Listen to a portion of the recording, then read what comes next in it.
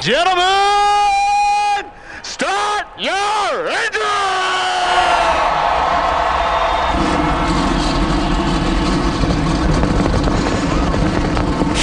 Race 2 of the Sprint Cup season for 2011, ready to get rolling in the desert. Green flag in the air. Boogity, boogity, boogity! Let's go racing in the desert, boys! Busch has led 5 of the last 6 Phoenix races. His younger brother wants the lead, not this time. But down in turn 1, Kyle has the inside line, and he's the new leader.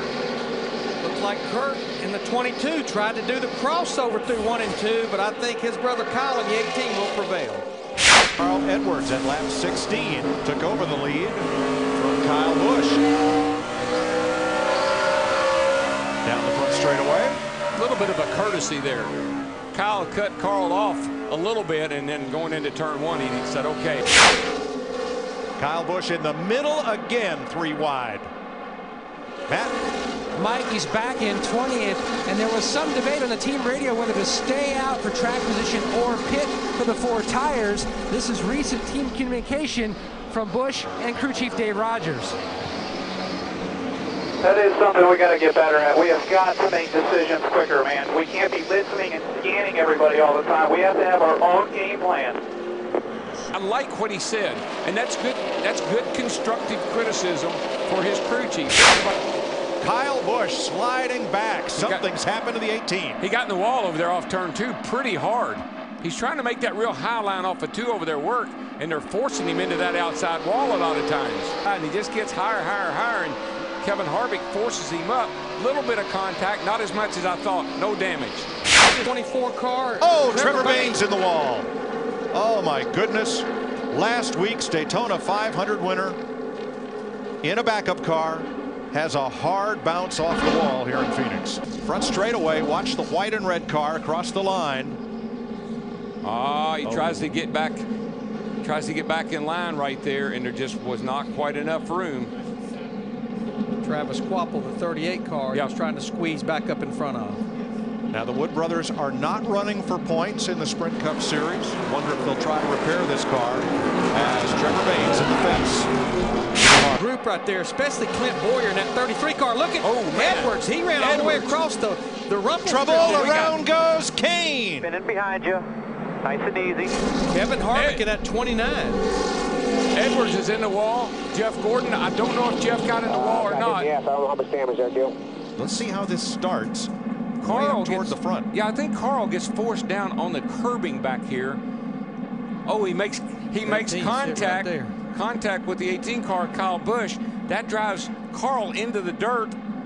Parts start flying off of his car, and it really just backs a bunch of people up right here. Then Carl gets to the corner, and it won't turn, and he and Jeff Gordon right into the outside retaining wall. Around goes Vickers. Oh no, another one. Low. Watch me, both sides. Come on. Oh, this is wiping out half the field. This is a big one on the backstretch at Phoenix. Look at that. Brian Vickers got sideways and then was perpendicular to the field. There's his silver car up against the wall. My goodness. Jamie McMurray, part of the pileup.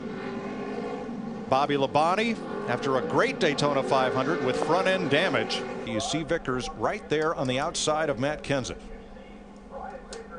Yeah, the first time I saw this, I thought when he got sideways that maybe the 56 got into him, but I don't think he did now. I think it was just from Matt getting into the 83 of Vickers and getting him loose. And it's, you know, we've seen cars have trouble off of 2 over there. It must be really slick up high. Contact there with Matt Kenseth. You're all clear, man. Vickers sideways. Everybody tried to go low, but the curbing, the Dragon's Teeth down there is pretty steep, and a lot of cars bounced off that and into harm's way right there at the dog leg. The nose on these cars are so strong. Man, look at Travis Quapple get into that wall. That's huge. Stay easy. Back it up. Right in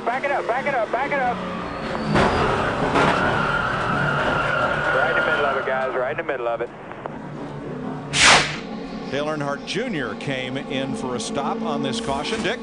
Junior's having a good day for himself, Mike. He started in the 35th position, and before that pit stop, he had worked his way all the way to 11th. They had to pull out the left front fender. It had gotten damaged in that incident, but the crew gave him a wild round of applause for his driving through that with no more damage. Earnhardt did a great job at that. He is also doing a great job at feedback for his new crew chief, Steve Letarte. Very detailed feedback, just the kind of information they need to dial that car in and get Junior to the front.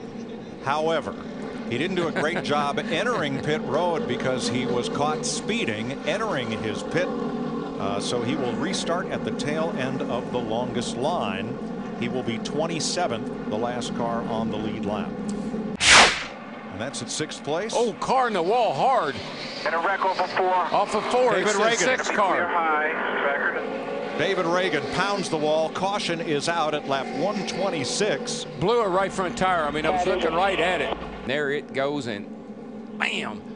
That is a lick. There's no question that right front tire was yeah. down on that car. Yeah, no question. Watch. In front of you. He is trying to stay out of the way. Got the wall, guys. Got the wall. Tire went down. This pit stop, Larry. See what we can see here. There, Larry. What happened? Jack goes up on the right side. Having Oh, the right front. yeah, lug nut on the right front. The inspector was telling him about it. Come on, Chad. Calm down. Calm down. And let's talk about that a little. Jeff Gordon extend his lead over Kyle Busch. It's now 1 1/4 seconds. What I like about this 24 car, Mike, is it looks like he's doing it pretty easy. It looks like this car really is working to hit perfection for Jeff. 66 races since Gordon last went to Sprint Cup victory lane. 3 of the last 4 Phoenix winners have broken long winless streaks. Mark Martin, Ryan Newman, and Carl Edwards. As most people refer to him as the old man is working on Paul Menard's car. He has been. Boy. Around goes Mark. He's been. He saved it. See, Mark's car just lost the front end for a second.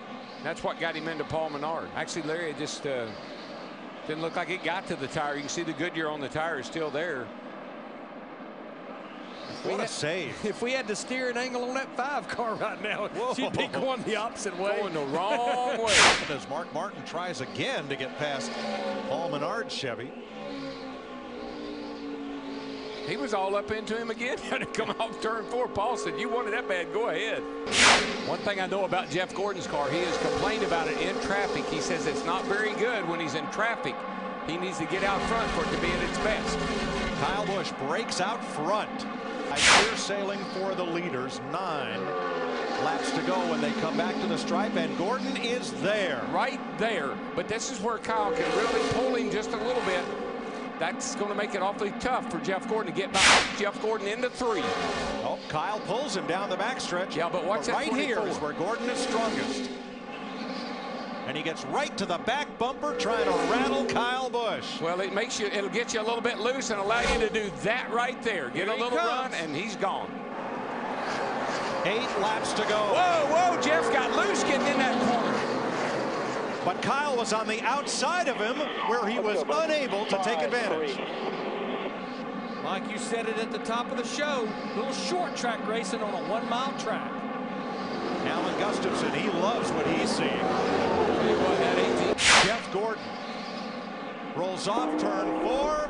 0 for 66, 1 for 67.